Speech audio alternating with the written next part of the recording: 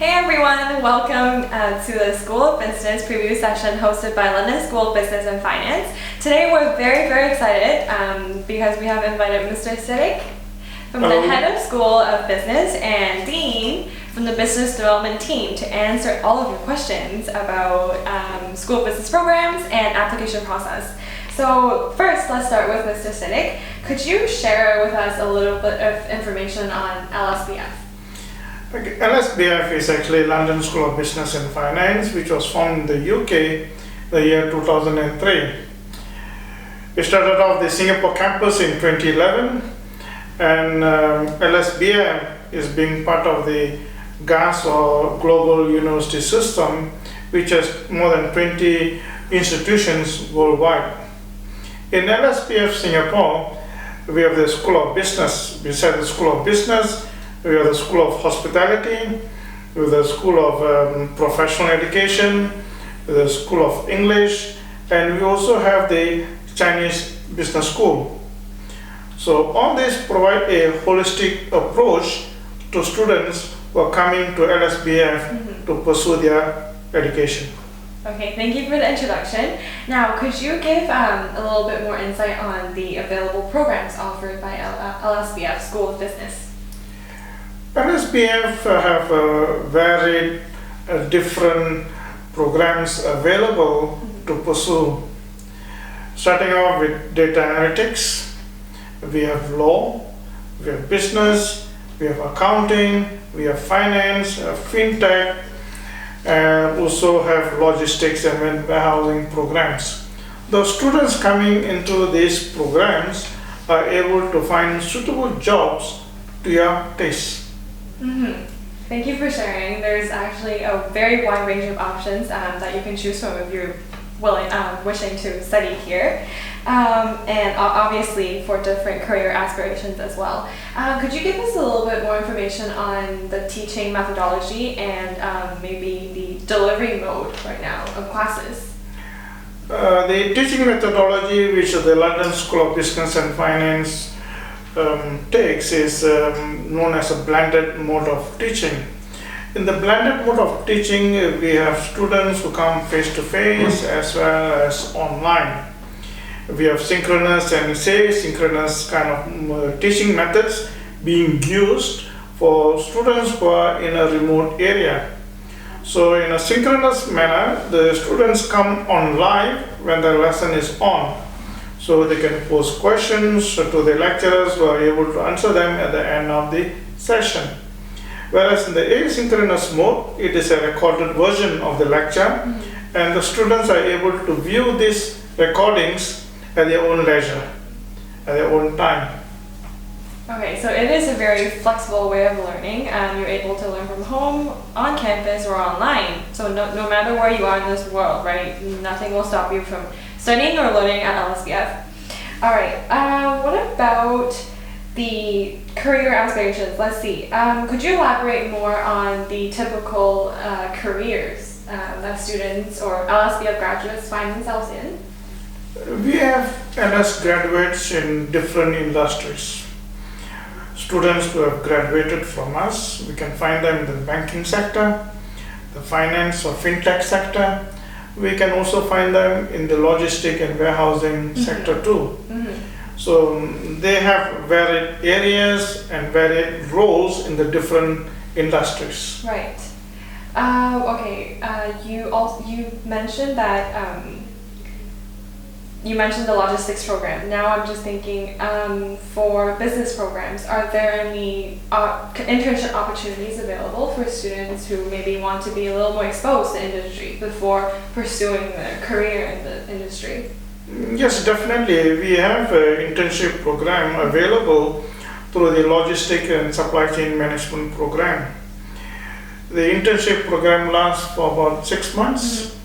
And upon completing their internship successfully, they can graduate with a diploma. Okay, thank you. Lastly, what would you say define the LSBF study experience? The study experience in LSBF is very holistic in a sense that the students coming to LSBF are primed, they are coached, they are made known for the realities in the industry, because the programs which they enroll in are applicable to the latest industry trends. So the students are able to join the workforce immediately upon graduating from our programs. Yes, that's very important. Yes. All right, thank you, Mr. Siddiq. Now Thank we'll you. move over to Dean, where we'll talk about students' experiences of living in Singapore, application process, and anything that has to do with student life. All right, so Dean, can you please start off with maybe highlighting how a student can apply to study in Singapore? Hi Annie, thank you so much. Thank you for having me for today's discussion. Yes, you asked me a question that how the student is going to study or rather getting admissions in LSBF. We have very simple process for students to get their admissions as well as their visa documentations done. We have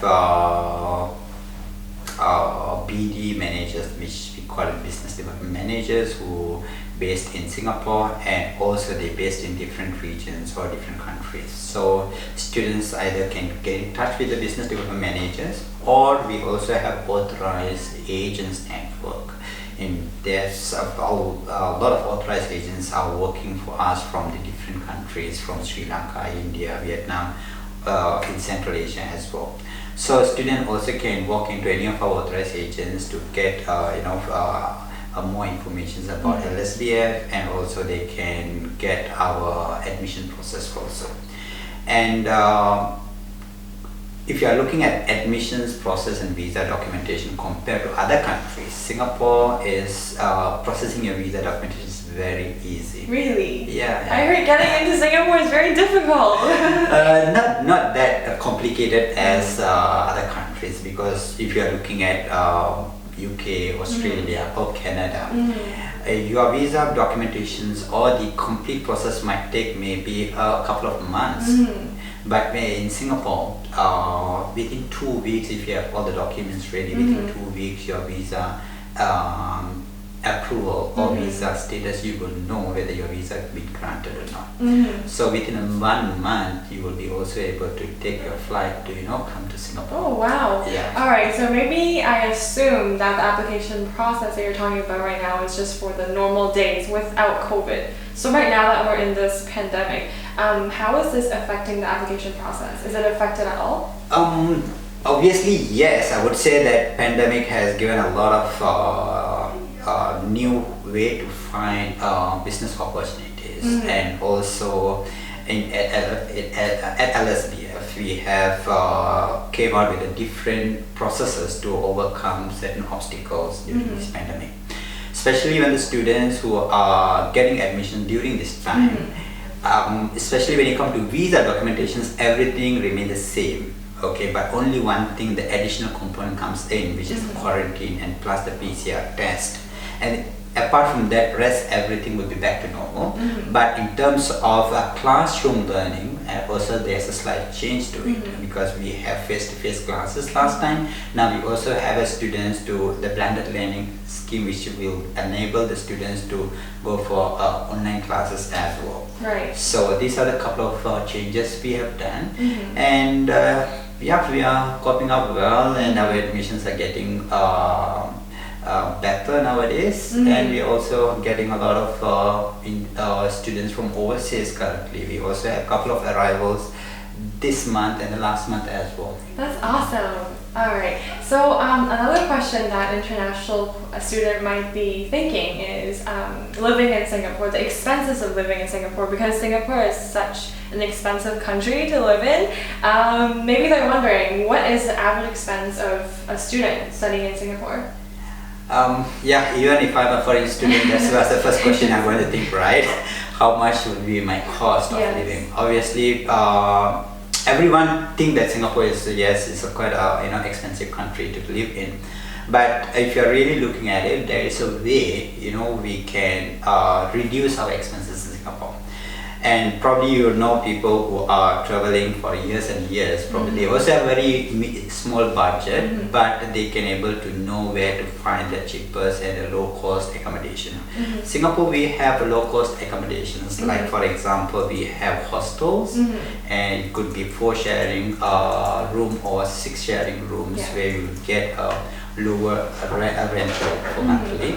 And also, if you, let's say if you decide to make your own meals at home, or breakfast and lunch and dinner, and if you're not a person who always want to go out and eat from the restaurants and food outlets, so in that case your food expenses also will be reduced a lot. For example, for whole month of grocery you can buy it for about $50 to $60 for one single person, but if you're going to eat outside, per meal you're going to spend about $7 to $8 minimum with your drinks.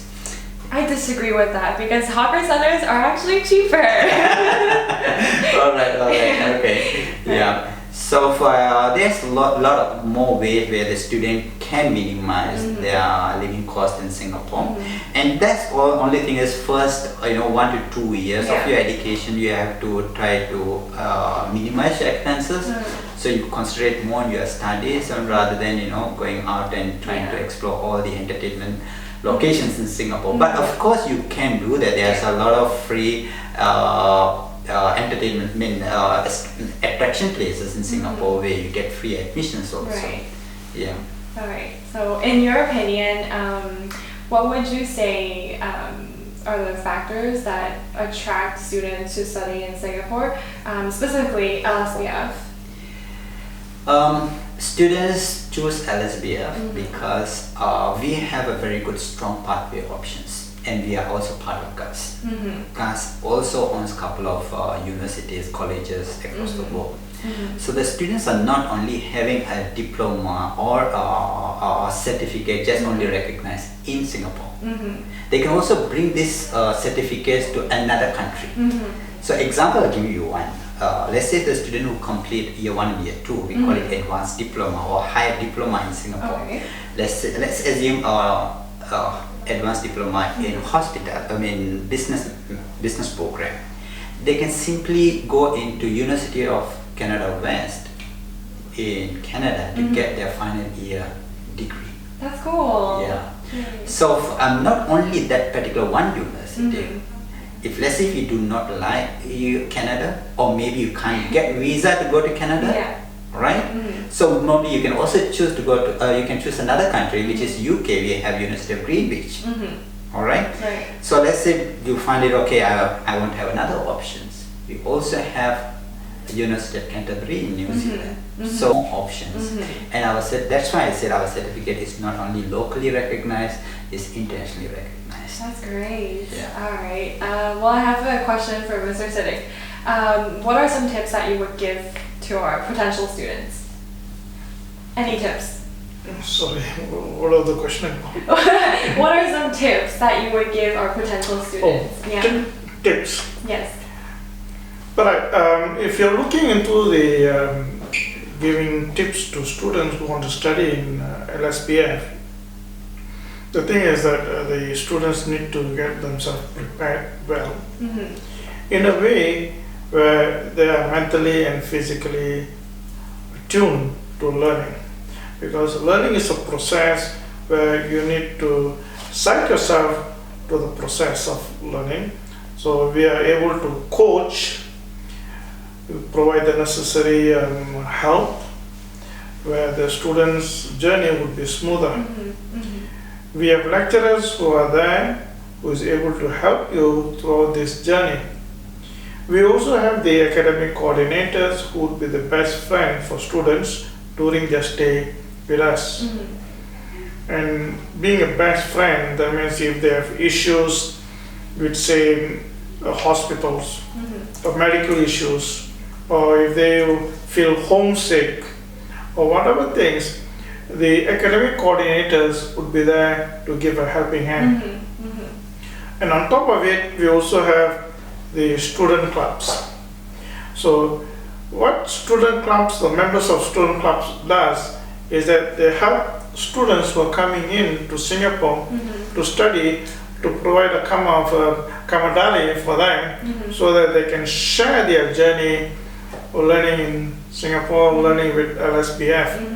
So they create a bond with the newcomers, so that their journey would be much easier and smoother. Yeah, especially if you're meeting someone from your home country, you'll definitely feel a lot more like welcomed and less homesickness. That Mr. Siddiq has mentioned clubs and activities, right? Dean, could you give us some examples of some like clubs and activities that we have? Okay, yes, we're having what you call this, a student council, and through that we used to have a lot of physical activities. Okay, probably if you can get to visit student services Facebook, you'll be able to find. But due to this pandemic, most of the physical activities has been stopped for a while. I think everyone can understand that. So we are still engaging with the students in a different platform, and we have a lot of online events are going with our students through our student council members. But back in before COVID, we used to have our activities like football, and they also have students indoor activities, like we also celebrated Friendship Day. You know, we had festivals for all the different festivals, whether it could be Ramadan, Chinese or Christmas. We used to celebrate with our students in our campus itself. Sometimes we also do a lot of other activities. We also, our students went to beach to clean the beach, beach areas and all. So we had outdoor activities as well as indoor activities, but currently due to pandemic, so we do not have physical activities. But I hope that this is going to go disappear one day soon. Then we'll be back to normal, and we'll still can get to play, involved with our physical activities. I hope we do, because Singapore is actually managing the COVID situation pretty well. We're going into phase 3 soon, so I hope that our activities will actually resume very fast, very soon. Alright, so to wrap up the session, thank you so much for joining. If we didn't cover any questions or inquiries that you wanted to ask, feel free to leave them in the comments, or you can also email bd@lsbf.edu.sg. So if you have signed up for the session, actually, you will be invited to a free business communication workshop. You'll get an invite very shortly, probably the next week. So stay tuned for that. All right, do you guys have anything to add? Yes, if those students who are planning to get admission to Singapore, or if you have any questions related to COVID situation in Singapore, or if you're not sure about what is the regulations for student pass, or do I need to take a medical test in India, or do I need to take a medical test in Singapore, anything related to study in Singapore, if you have any questions, all right, you can always drop us an email, all right, or get in touch with us. We'll definitely answer all your questions, anything related to your studies in Singapore. Yes. All right. Thank you. Stay safe. Bye. Bye.